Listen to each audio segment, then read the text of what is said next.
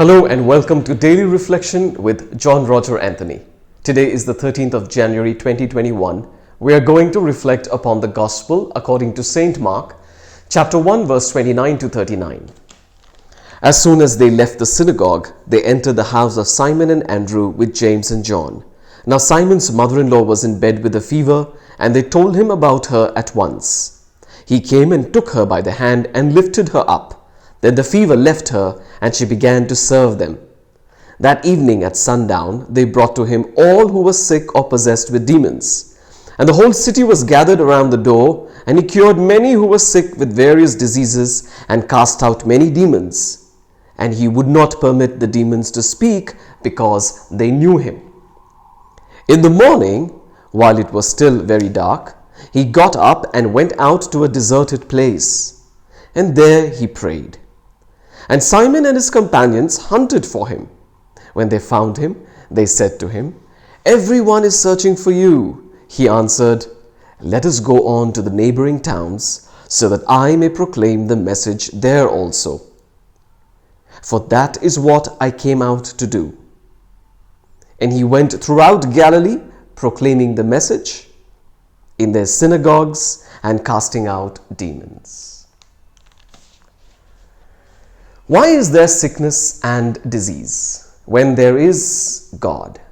There are several answers out there to this question. And the one to which you could pay attention today is that sickness is a consequence of original sin. This should explain that sickness or disease was not God's plan when He created man. Yet the love of God, which reaches us through Christ, brings us freedom from all consequences of sin, including sickness and disease. Jesus is not unaware of the pain and anguish suffered by a person who battles with sicknesses or infirmities and diseases. Nor is He unaware of the rejection and isolation from families and communities faced by some due to dangerous diseases or infections such as the coronavirus pandemic. The absence of love and compassion, care and protection in such struggling moments can make a person go into despair or even lack interest in living anymore. Jesus is not blind to these realities either.